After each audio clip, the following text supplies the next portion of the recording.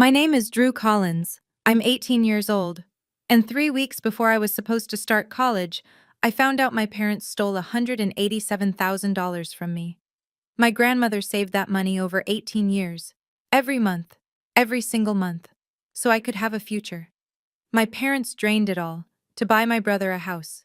And when I asked why, my mother looked me straight in the eyes and said, "Because he's the one who actually matters in this family." I didn't scream. I didn't beg. I picked up the phone and called my grandmother.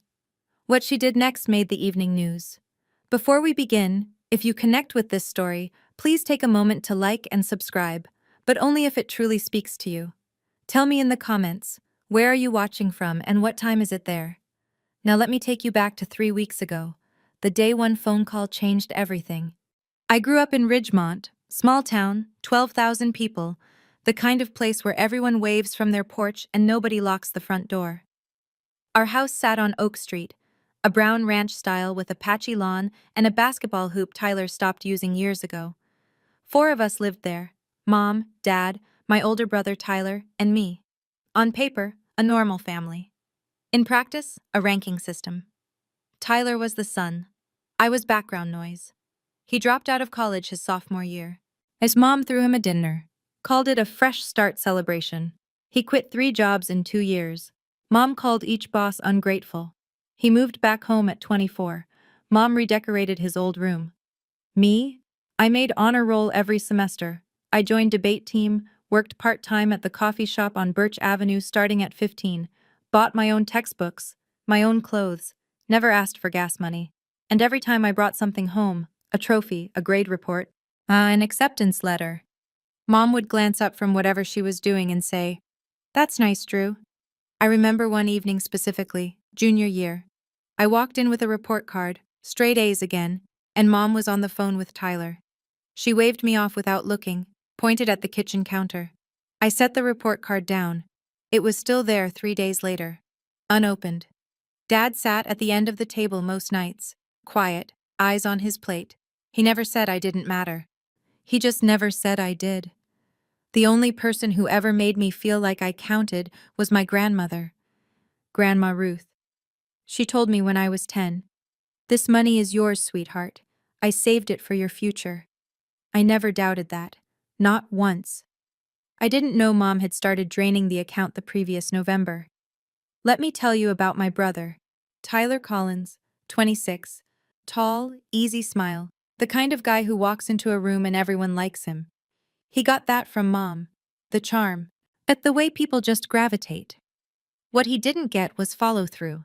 He enrolled at State, lasted 3 semesters, then told Mom the professors didn't understand his potential.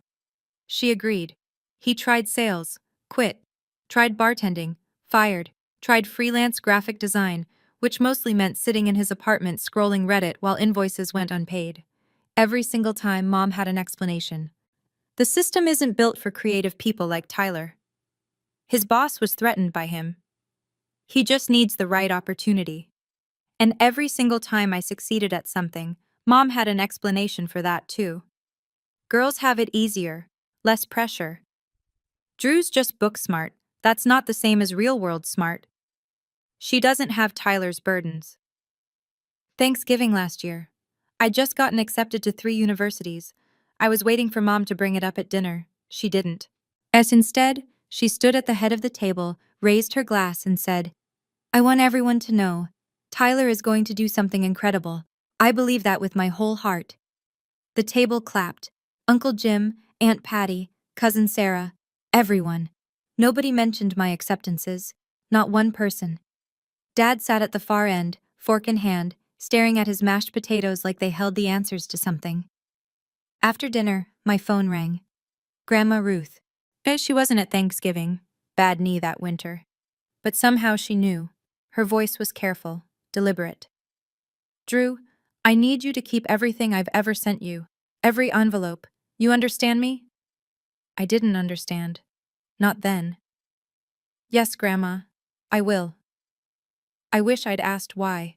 3 weeks before move-in day, a Tuesday in July, I'm sitting at the kitchen counter with my laptop open, finalizing my enrollment checklist. Housing deposit, paid from my coffee shop savings. Meal plan. Selected. Tuition. To be transferred from my college fund. I call the bank to confirm the wire instructions. Routine. I've rehearsed this call in my head for months. The woman on the line asks for my social security number, date of birth, account verification. I give her everything. Then silence. Not a pause. Silence. The kind where you can hear someone choosing their words. Miss Collins? I'm showing a current balance on this account of $214.36. I laugh. I actually laugh because obviously there's a mistake. I'm sorry. Can you check again? The account should have approximately 187,000. More silence. Keyboard clicking. Ma'am, I'm looking at the transaction history. There have been multiple withdrawals over the past 8 months. Amounts ranging from $9,000 to $15,000 per transaction.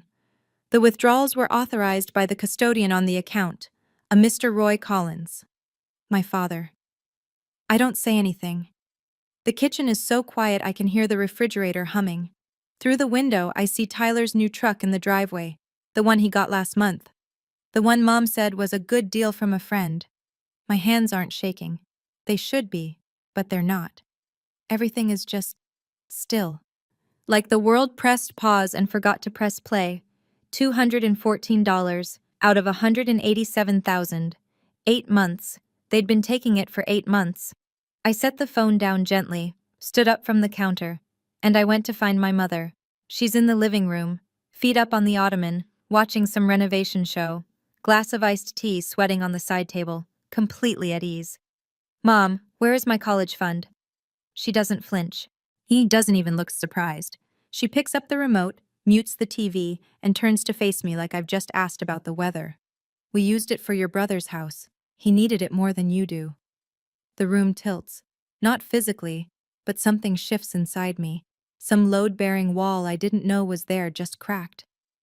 That was my money. Grandma Ruth saved it for me. Mom smiles. Not warm, patient. The way you'd smile at a child who doesn't understand how the world works yet. Your grandmother can save all she wants. I'm your mother. I decide what's best for this family.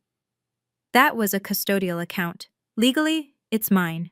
She stands, walks toward me, close enough that I can smell her perfume, that vanilla one she wears to church. You want to talk legal? Fine, sue me. But remember who raised you, who fed you, who kept a roof over your head. She tilts her head, studies me. Tyler needed a stable foundation, a home, something real. You? She waves her hand like she's brushing away a fly. You'll figure it out, you always do. And then the sentence, the one I'll carry for the rest of my life. He's the one who actually matters in this family.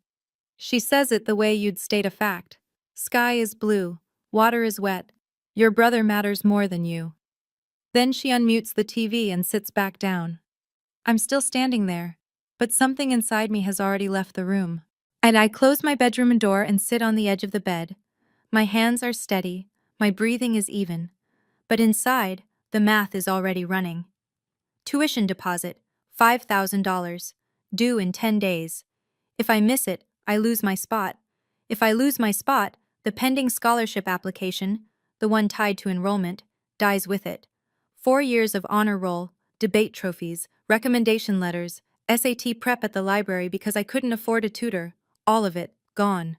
I have $812 in my checking account. That's 4 months of coffee shop tips.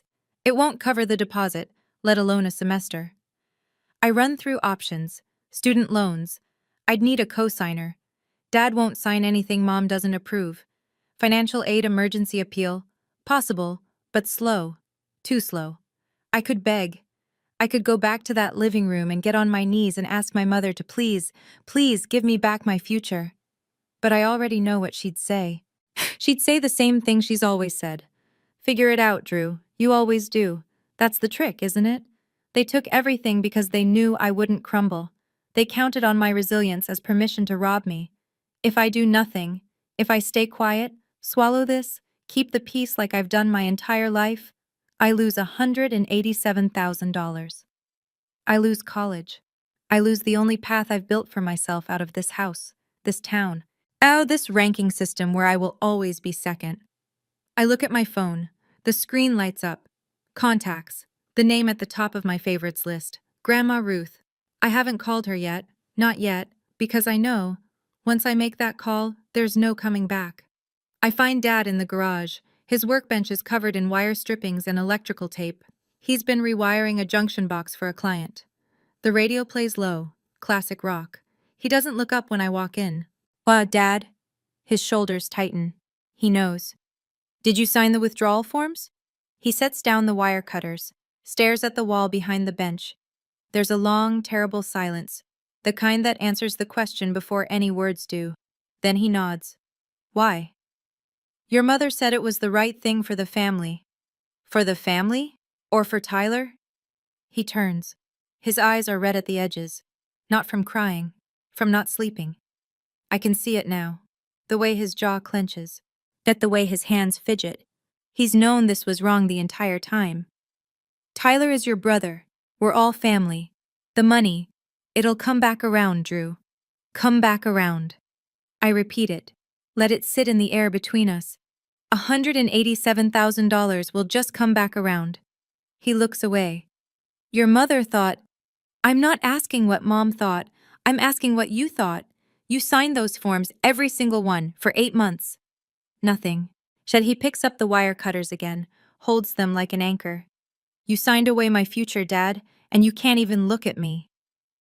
He doesn't look at me. He doesn't say another word.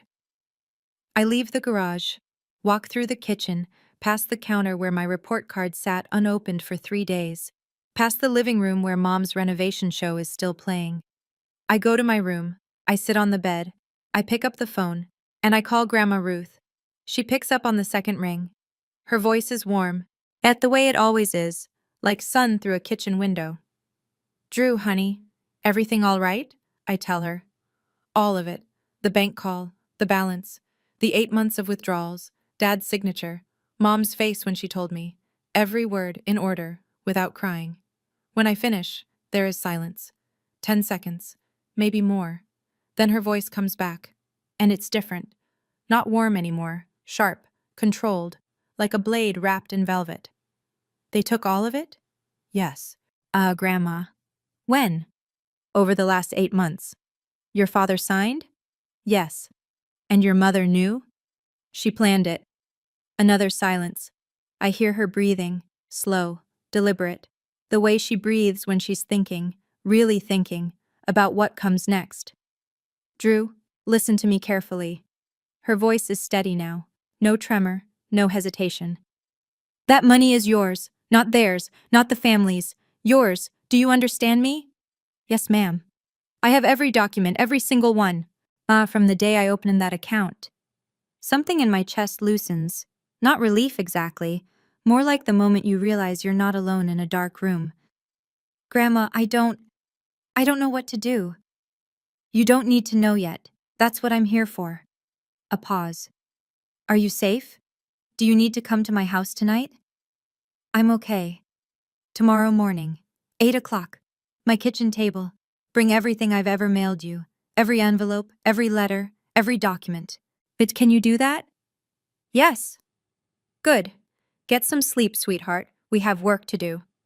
I hang up and stare at the ceiling. She'd kept copies, all 18 years. She'd kept everything. I wonder, had she always known this might happen? Morning. I'm pulling on my shoes by the front door when Mom appears in the hallway. Hair done, lipstick on, arms crossed. Where are you going? Grandma's house.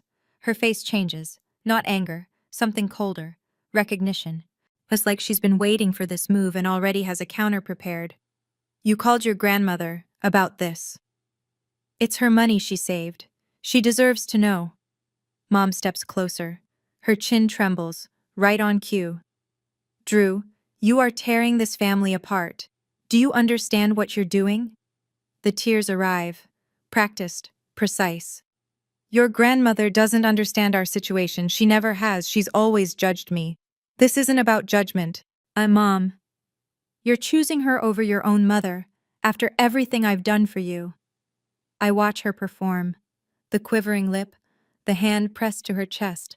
I've seen this exact routine 100 times. when Dad questioned the credit card bill, when Tyler's landlord called about late rent, when Aunt Patty asked why I wasn't in the Christmas card photo. Cry, deflect, reframe. Make yourself the victim. Dad stands behind her in the hallway, arms at his sides, silent.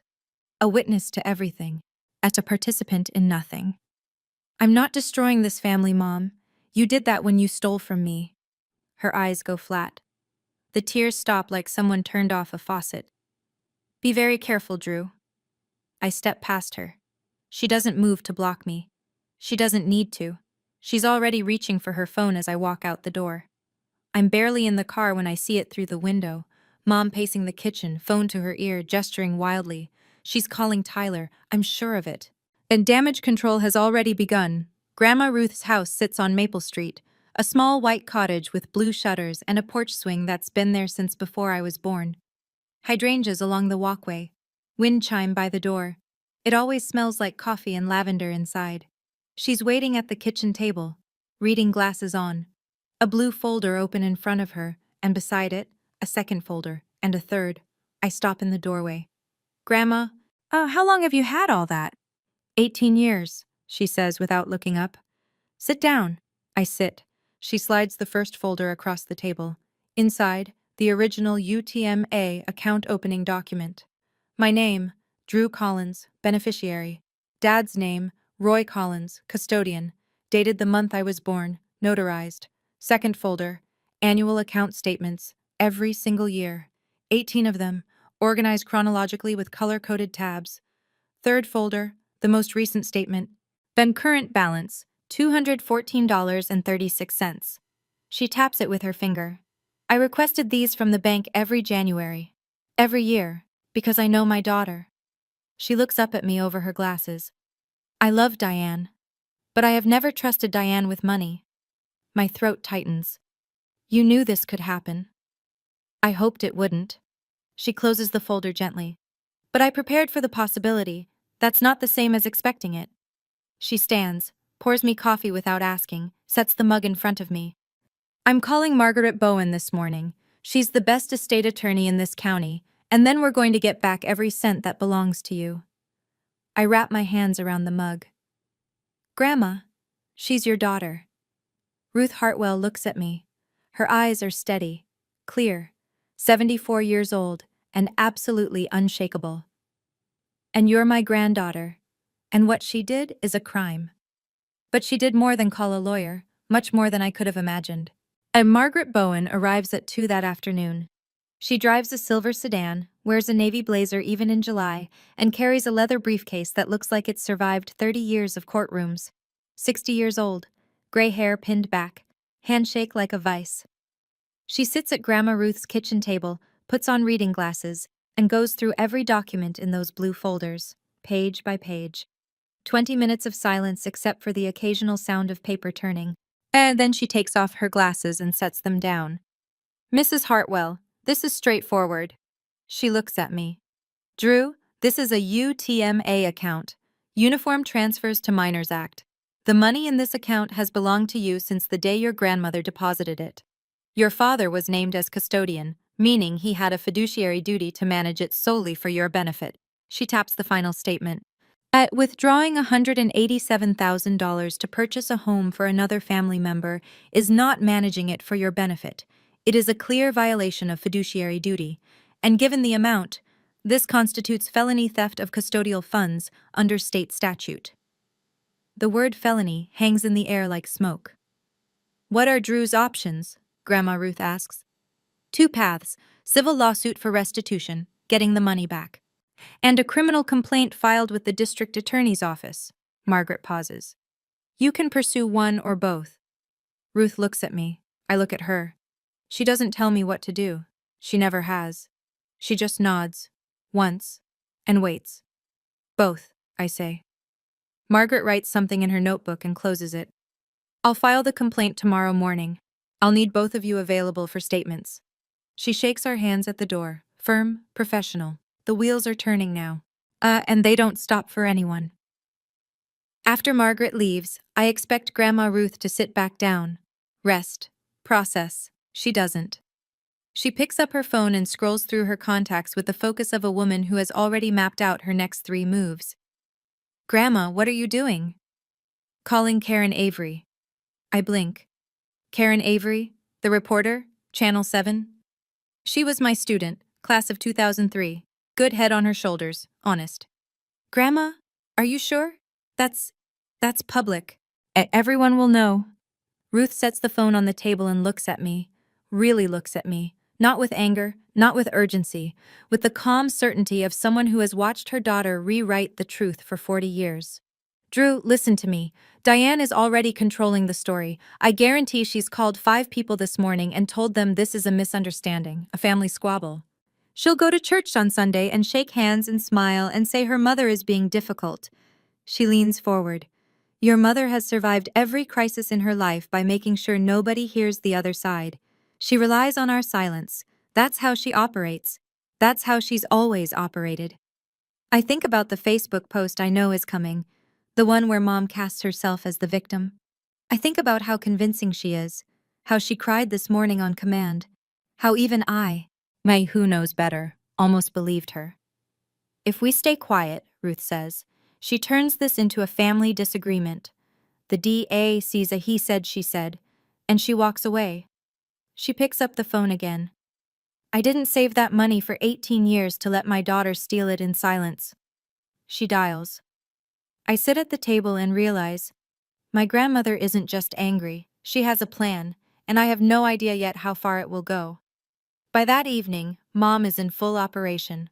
My phone buzzes 11 times between 6 and 9 p.m. I don't answer. She calls Grandma Ruth. No answer. She texts us both. This is a family matter. You are destroying everything. Tyler will pay it back. Just give us time. But time is exactly what she used to take the money in the first place. 8 months of time. Quiet, calculated, month after month. Tyler calls me at 8:30. I pick up this one. Drew, Mom says you went to Grandma's. She's freaking out. She told me to come over there and smooth things over. Tyler, did you know where the money for your house came from? Silence. Then, Mom said she took out a home equity line. That's what the paperwork showed. There was no home equity line. She lied to you too. More silence. I can hear him breathing. Drew, Listen, let me talk to Grandma. I can fix this. You can't fix this, Tyler. It's already broken. I hang up, set the phone face down. And meanwhile, and I don't find this out until the next morning, Mom is calling neighbors, friends from church, posting in the Ridgemont Community Facebook group at 9:47 p.m. Please pray for our family. My mother is trying to tear us apart over a misunderstanding about finances. I've always put my children first. I just ask for your prayers and understanding during this painful time. 62 reactions by midnight. Hearts, prayer hands.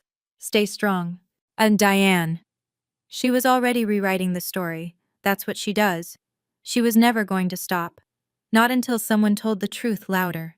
And right about then, I didn't know. But Grandma Ruth was sitting in her kitchen, drafting an email to Karen Avery with 3 blue folders at her elbow. I sat in my room that night staring at Mom's Facebook post. 62 people sending her prayers. And I thought, am I the one in the wrong here?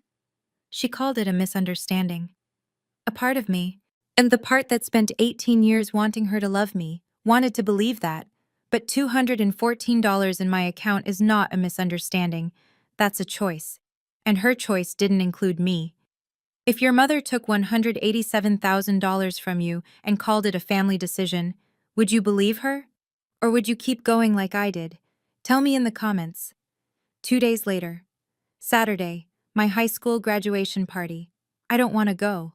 And it feels like walking into a stage play where everyone has the wrong script.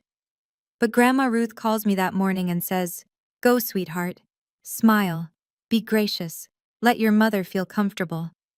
Something about the way she says it makes me think this is part of a larger design. But I don't ask. The party is at our house on Oak Street. Mom has gone all out. Streamers in the school colors. A banner that reads, "Congratulations, Drew," in gold letters. Catered sandwiches from the deli on Main. A sheet cake with my name on it. 30 people fill the living room and spill onto the back patio. Uncle Jim and Aunt Patty. cousin Sarah, 3 of my teachers, including Mrs. Patterson, who taught me AP English for 2 years, neighbors, Mom's church friends, a few of Dad's work contacts. Tyler is here too. He sits in the corner of the patio with a beer, barely talking. He looks like a man who hasn't slept in 3 days. Mom glides through the room like she's hosting the Emmys. Lipstick perfect, smile locked in place. She touches shoulders, refills glasses, laughs at every joke. At one point, she stands near the banner and puts her arm around me for a photo. "I'm so proud of this girl," she announces to no one in particular. "My independent little fighter, she's going to do amazing things." I smile for the camera. I say thank you when people hand me cards. I eat cake. But the whole time I'm watching, counting faces, 30 people in this room. Not one of them knows my college fund is gone. Not yet. It happens halfway through the party. I'm standing by the food table when Great Aunt Bonnie, Mom's aunt, walks up with a napkin in one hand and a smile so genuine it makes my chest ache. "So, Drew, where are you headed for college, sweetheart? I know Ruth must be so proud." The room doesn't exactly go quiet, but conversations thin. A few people turn. Before I can answer, Mom is there. Is materializing out of nowhere with her hand on my shoulder, squeezing just hard enough. "Oh, Drew is still figuring things out. You know kids these days. They change their minds every other week." Aunt Bonnie tilts her head. "But didn't Ruth set up a fund for her? She's talked about it for years." The room is listening now. I feel it. That collective lean-in. Mom doesn't miss a beat. Mother's fund was really more of a family investment. And we redirected it where it was needed most. She beams. "Tyler just bought his first home. Isn't that wonderful?" A few nods, a few polite murmurs of congratulation. But not everyone. I see Mrs. Patterson near the window. She's not nodding. She's watching Mom with narrowed eyes, then looking at me, then back at Mom. Her jaw is tight. Uncle Jim glances at Dad. Dad is suddenly very interested in his paper plate. Mom keeps going. "Drew has always been self-sufficient. She doesn't need a fund. She's got grit. Right, honey?" She squeezes my shoulder again. The whole room is waiting for me to agree. I don't agree. I don't say anything at all. I just look at my plate and think, she just told 30 people she stole my money, and she doesn't even realize it. After the party, the backyard empties slowly. Paper plates in the trash. Leftover cake on the counter. Mom inside, doing dishes, humming like nothing happened. Tyler catches me on the back porch. Drew? Wait." I stop. He looks terrible, eyes bloodshot, hands in his pockets, shifting his weight like a kid standing outside the principal's office. "That fund, was it really yours? Like, legally? Only yours?" I pull up the photo on my phone, the one I took at Grandma Ruth's kitchen table, the UTMA document. His eyes scan it. Beneficiary, Drew Collins. Custodian, Roy Collins. No mention of Tyler. No mention of Diane. No mention of family. His face drains of color. "Oh, I didn't know," he says, almost a whisper. "Drew, I swear to God, I didn't know." "I believe you." Mom said, she told me it was a home equity line of credit. She showed me paperwork. She said it was all legitimate. "There was no line of credit, Tyler." He sits down on the porch step, puts his head in his hands. For a long moment, neither of us says anything. The crickets are loud. A car passes on Oak Street. "What do you want me to do?" he asks.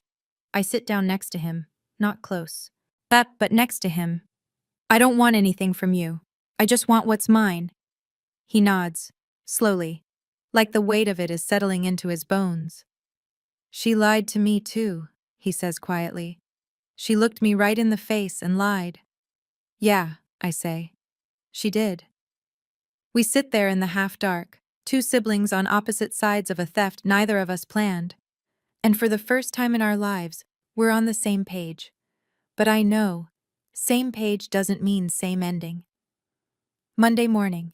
And Mom opens the mailbox and finds an envelope from the law office of Margaret Bowen. I know this because I hear her scream from inside my bedroom, not a word. A sound, raw, furious, like an animal caught in a trap. 30 seconds later, she's banging on my door. "You're pressing charges? Against your own parents?" I open the door. She's holding the letter, Formal demand for restitution. Notice of criminal complaint filed with the district attorney. Are you out of your mind? Drew? You stole $187,000 from me, from a custodial account. That's a felony. This is our family. This is not something you take to a courthouse. I don't raise my voice. I don't need to. The facts do the work. You had 8 months to tell me. You chose not to. This is the consequence. And then, the shift. The tears again, right on schedule. She crumples the letter against her chest. Her lip quivers. Her voice drops to that wounded whisper she's perfected over decades. I was trying to help this family. Both my children. You don't know the pressure I've been under. Tyler didn't need my college fund, Mom. Her eyes harden. The tears evaporate. And there she is, the real Diane. Not the martyr, not the devoted mother, the woman who looked at her daughter's future and decided it was currency. If you go through with this, she says, voice flat, you will never be part of this family again. I hold her gaze. I already wasn't. She stares at me for 3 full seconds. Then she turns, walks down the hall, and slams the bedroom door so hard the family photos rattle on the wall. The next morning, Grandma Ruth called Karen Avery.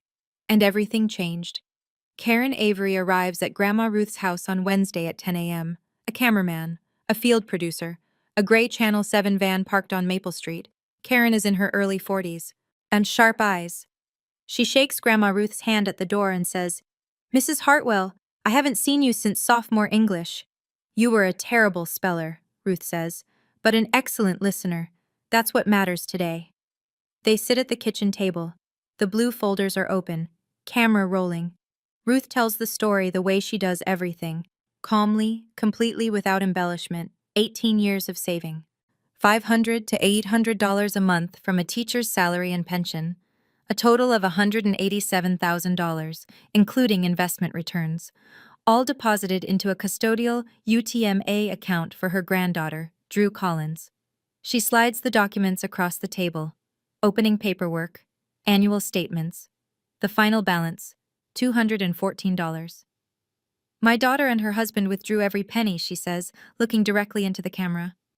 They used it to purchase a house for their son, not for Drew. Drew did not receive a single cent. Karen asks, And you're filing criminal charges against your own daughter? Ruth folds her hands, steady, unshakable. I love my daughter. I will always love my daughter. But I love justice more. And Drew deserves justice. That money was never mine to give Diane. It was never Diane's to take. It belonged to Drew from the day I deposited the first dollar. The camera holds on her face for a long moment. 74 years old, retired schoolteacher, backbone of steel. Karen Avery thanks her, packs up, and tells us the segment will air on Thursday evening's broadcast. 48 hours. In 48 hours, the whole town will know. Thursday, 6 o'clock news. I watch from Grandma Ruth's living room. She sits in her armchair, hands folded in her lap, eyes on the screen. And neither of us speaks. The segment runs 4 minutes. Karen Avery narrates over B-roll of our town, the courthouse, the bank on Main Street, the high school. Then Grandma Ruth's face fills the screen. Her voice, steady and clear, carrying the truth into 12,000 living rooms. Grandmother accuses daughter of stealing grandchild's $187,000 college fund. It goes exactly the way you'd expect, and then further. By 8 p.m., the Ridgemont Community Facebook group is on fire. Oh, hundreds of comments, shares, people tagging people. Mrs. Patterson, my AP English teacher, writes, I taught Drew Collins for 4 years. She earned every grade, every award, every opportunity. That girl deserves better than this. 87 likes in 20 minutes. Parents start posting, I have a UTMA for my son, checking it right now. Does this happen? Can a parent just take the money? I'm calling my bank tomorrow. I scroll through comments from Ruth's couch, and most are supportive. A few are cautious. There are 2 sides to every story. But when Karen Avery posts a link to a legal explainer about custodial accounts, even the cautious ones go quiet. Mom is watching. I know because Tyler texts me at 8:22 p.m. Mom saw the news. She tried to call the station. They wouldn't pull it. Then a second text. I saw it too. I'm so sorry, Drew. I'm going to make this right. The story gets picked up by a station at the state level by Friday morning. Ridgemont has never seen anything like this, and it's only the beginning. Mom's counterattack comes Friday at noon, a long, carefully worded Facebook post on her personal page. The story you saw on the news tells only one side. I am a loving mother who has sacrificed everything for both my children. The funds were used for our family's future. My mother and I have had our differences for years, and I'm heartbroken that she chose to make them public. I ask for privacy, compassion, and prayers during this incredibly difficult time. It gets 114 reactions in the first hour, but something interesting happens underneath. The comments split, and not in her favor. Diane, a custodial account belongs to the child. That's the law. I've known Ruth Hartwell for 30 years. She doesn't lie. If it was a family decision, why didn't Drew know about it? One by one, the prayer hands thin out, the stay strong messages slow. People who were at my graduation party start going quiet. Uncle Jim deletes his comment. Mom gets removed from the Ridgemont Women's Auxiliary Group on Saturday. The church prayer chain coordinator calls and suggests she step back from leadership for a season. Neighbors stop waving. And then, a private message lands in my inbox from a name I don't recognize at first. Sandra Mullen, Mom's college roommate. Drew, I'm sorry for what you're going through. I want you to know, your mother borrowed $3,000 from me last year and never paid it back. When I saw the news, I wasn't surprised. I was just sad. I stare at the message. $3,000. Another person. Another lie. Mom's narrative is collapsing, not because anyone is attacking her, but because the truth has its own gravity. And gravity doesn't need permission. The following Wednesday, Margaret Bowen calls. Drew, I have an update. The district attorney's office has formally opened an investigation. They've subpoenaed the bank records. I'm sitting on Grandma Ruth's porch. It's a warm morning. The wind chime is turning slowly. What does that mean exactly? It means they're reviewing every withdrawal, every authorization, every signature. With $187,000 in documented custodial transfers used for a non-beneficiary purchase, this is textbook. But I would be very surprised if charges aren't filed. Textbook. My family reduced to a legal textbook example. What kind of charges? Felony theft. Given the amount, both your mother and father could face serious consequences. We're talking probation at minimum, potential prison time at maximum. I close my eyes. The wind chime makes a soft, clear sound. Is there a way? If they pay it back, can this stop? Restitution can be a mitigating factor in sentencing, but the DA makes charging decisions independently. Once the complaint is filed, it's not yours to withdraw. I call Grandma Ruth after I hang up. She's inside, making lunch. I'm scared, Grandma. Of what? That they'll actually go to prison. They're my parents. Ruth is quiet for a moment. A long moment. And when she speaks, her voice is the gentlest it's been through all of this. Drew, you didn't put them there. They put themselves there. Every signature, every withdrawal, every lie. But that was their choice, not yours. I nod, even though she can't see me through the screen door. Now come inside. Soup's getting cold. I go inside. I eat the soup. But my mind is somewhere else. Because Tyler is about to do something none of us expected. Tyler calls on a Friday afternoon. His voice sounds different, quieter, older somehow. Drew, I talked to a lawyer. My own lawyer, not Mom's. Okay. I'm giving back the house. I'm standing in Grandma Ruth's kitchen as I set down the glass I'm holding. Tyler, the house is in your name. I know. And it was bought with your money. I can't live in it. I've been lying awake every night staring at the ceiling of a house my little sister paid for without knowing it. I'm done. He tells me the plan. He'll list the house for sale. The proceeds go directly into a restitution account. Margaret Bowen will oversee the transfer. Clean, legal, documented.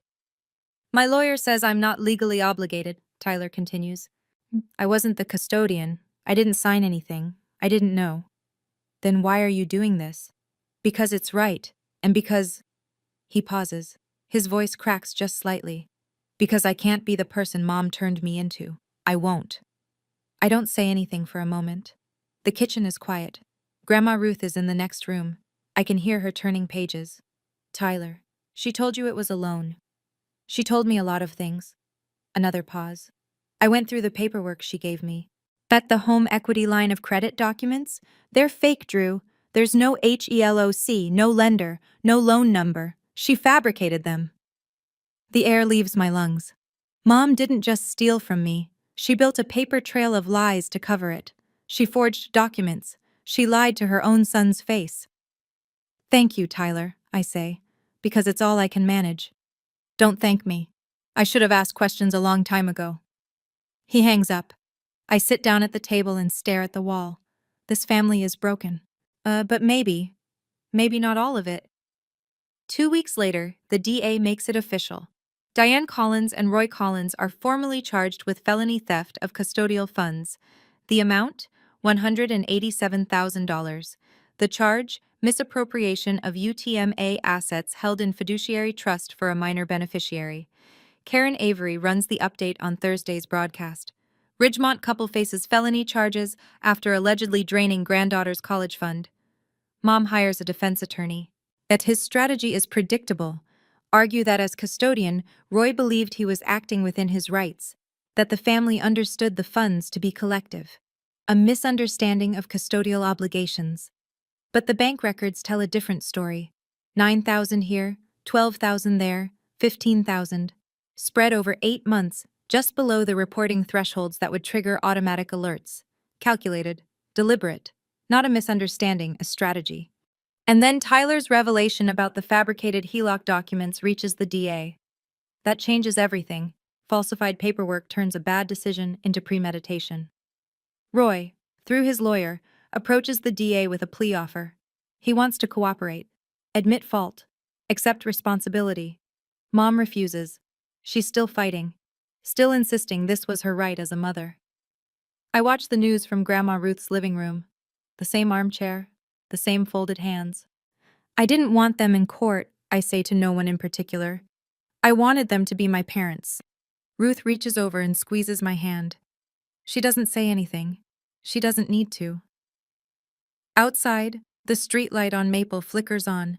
The sun is going down over Ridgemont, and the Collins family, whatever that word used to mean, will never be the same. But the truth is out, and truth, unlike money, can't be withdrawn. While the legal machinery grinds forward, Grandma Ruth does what she's always done. She acts. On a quiet Tuesday, she meets with Margaret Bowen at the attorney's office downtown. I sit beside her. Margaret has paperwork spread across the conference table, but this time, it's not about the case. It's about the future. I want to establish an irrevocable trust, Ruth says. For Drew, no family member as trustee, a corporate trustee, the bank. Margaret nods. That's the safest structure. No individual access except Drew, and only after she turns 21. Distributions limited to education and essential living expenses. Ruth opens her purse and pulls out a cashier's check. She slides it across the table. $42,000. I stare at it. Grandma, that's everything I have left. She says it plainly, like she's telling me the time. My savings, my pension reserve, everything that isn't this house and my Social Security. I can't take that. You're not taking it. I'm giving it. But the same way I gave the first dollar 18 years ago. She puts her hand on mine. Her fingers are thin, warm. It's not 187,000, but it's enough to start. I cry. For the first time since this whole thing began, I sit in a lawyer's office and cry like I'm 10 years old. Ruth doesn't tell me to stop.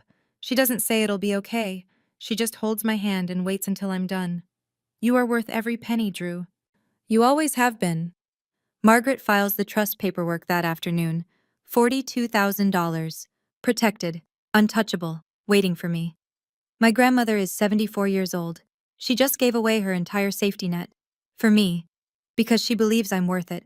And for the first time in a long time, I believe it too. Consequences don't arrive all at once. They accumulate like snow on a roof. Quiet at first, then heavy enough to change the structure.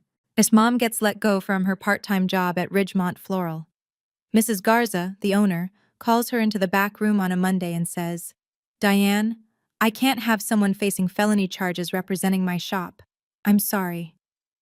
Mom tells Dad it's because business is slow. Dad knows better. He doesn't say anything. Dad's work dries up too. He's a self-employed electrician, has been for 20 years, but in a small town, reputation is the only resume that matters. 2 regular clients cancel contracts the same week. A third stops returning calls. Nobody sends a formal letter. They just disappear. Mom gets removed from the church women's auxiliary board. Not asked to step down. Removed. Pastor Davis calls the house and requests a private meeting. Mom doesn't go. The neighborhood shifts, subtle but unmistakable. Mrs. Whitfield across the street used to wave every morning. Now she checks her mailbox with her back turned. At the Petersons next door stop inviting my parents to the 4th of July barbecue. Tyler sells the house. It closes in 6 weeks. Net proceeds after fees, $178,000. Every cent goes into the restitution fund that Margaret Bowen set up. Tyler moves into a studio apartment across town. He picks up extra freelance work. He doesn't complain. Tyler and I still talk. Short conversations, careful ones. Yet he texts every few days. Hope classes go well. I reply, thanks, hope you're okay. We're not where we were, but we're not gone either. The town doesn't forget. But the town also doesn't pile on. People just adjust. They rearrange their understanding of who Diane Collins really is. And that for someone who built her life on image, is the worst punishment of all. I don't ask for help. I never have. That's kind of the whole problem. But help comes anyway. Mrs. Toll Patterson, my AP English teacher, the one who watched Mom's speech at the graduation party and didn't nod, starts a GoFundMe 3 days after the Channel 7 story airs. The title? Help Drew Collins Get to College. Goal? $20,000. It hits 20,000 in 16 hours. By the 72-hour mark, the total is $67,000.